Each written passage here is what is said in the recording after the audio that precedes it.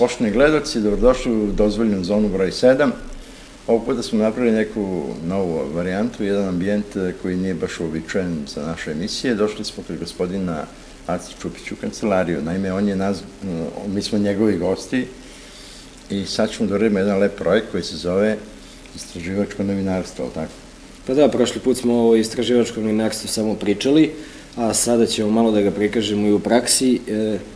A zašto? Ali moram da kažem, to je inicirala poslednja skupština opštine Vršac, tačnije predsednik opštine Jovica Zarkula, koji je ustvrdio, čovek za govornicom, da se novinari u Vršcu malo bavi istraživačkim novinarstvom. Da probamo, jel imate vi neki predlog da probamo? A šta je, ajde, ne bude, evo recimo. Evo, ajde da probamo, na evo, primjer. najveću, najbolju firmu grada. Hemofarm, pa idemo na pronađi. Evo, registro se, ima čak i klub. Agencija za privredne registre ima registrovan Hemofarm, Hemofarm inženjering, Hemofarm transport i špediciju, Hemomed, Hemofarm frezenius medicinu i košarkaški klub Hemofarm. Sve to Hemofarm? Sve je to Hemofarm. Hemofarm je otvoreno društvo, otvoreno akcionarsko društvo. Šta to znači? To znači da trguju svojim akcijama na berzi. Znači nije zatvoreno, postoje zatvorena i otvorena akcionarsko društvo. Čak da ja vas pitam, nije nešto zabranjeno ovo što mi radimo sad?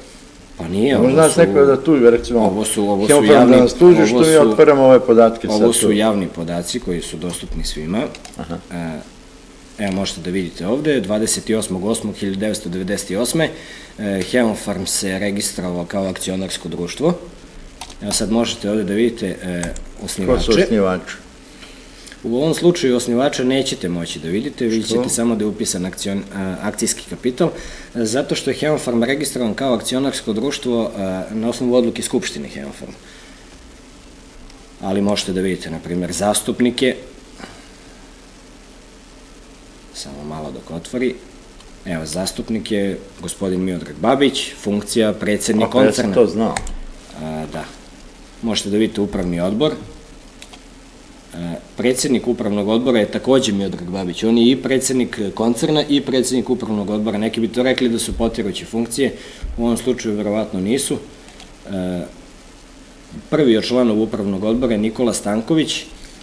Dobro, to je jako interesantno. Branislav Grujić, Miodrag Ostojić, gospodin Marijan Dovč iz Slovenije. Ja pretpostavljam da je on predstavnik slovenačke kompanije koja investicione kuće, u stvari koja ima sedište u Holandiji, ali u stvari slovenačka, Aktiva SEI, koja ima negde oko 32%. To pretpostavljate? Hemofarm. Ne pretpostavljam. Sad ću malo da preskočim, ako dozvolite, evo, otići ćemo na centralni registar hartija od vrednosti,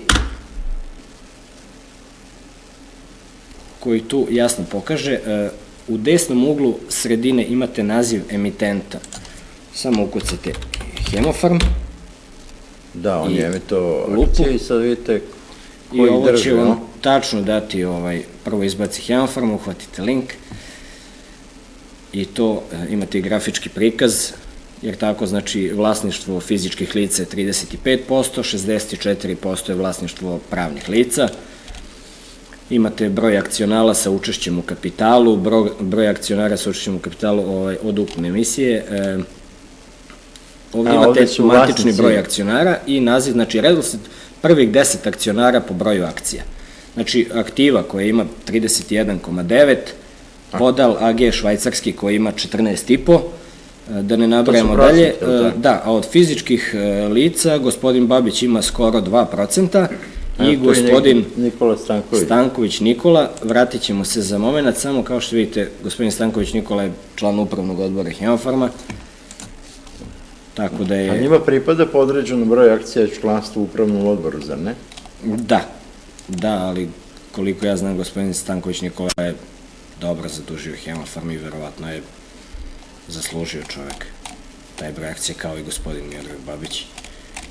Dobro, ne ulazim ja u to koliko je ko zaslužio. Meni je baš interesantno ovo novinarstvo. Ali imate, na primjer, i ovde imate ogranke. Šta to znači? Ogranke? Evo sad ću da vam pokažem. A da, firma ima svoje ogranke. Ima svoje ogranke. Ovde je ogranak samo poslovni centar u Beogradu, kod Hemofarma.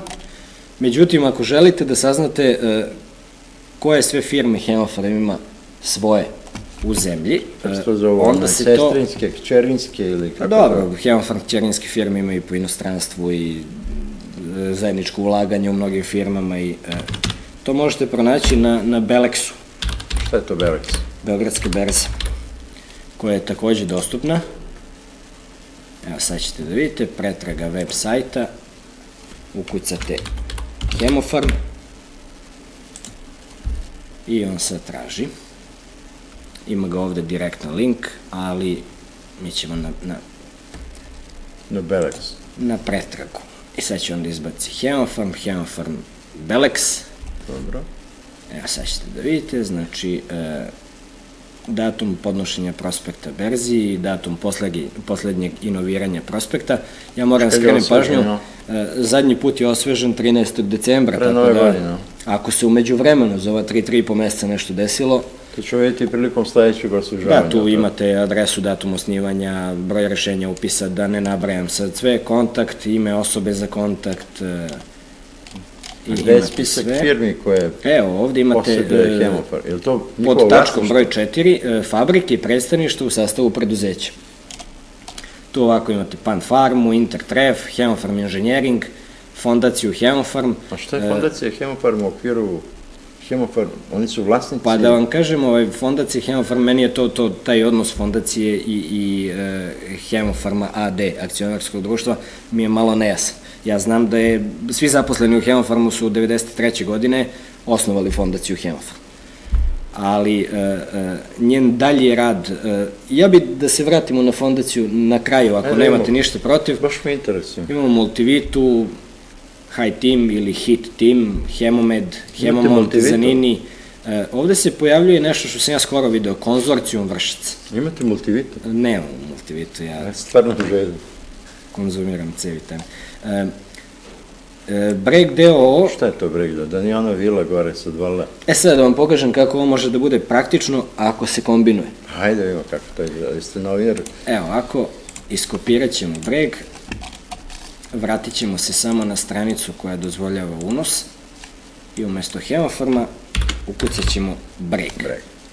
Idemo na pronađi. Sada traži sve firme koje imaju u svom nazivu Breg, je li tako? Pa ima ih dosta, ali vidjet ćete, to je veoma jednostavno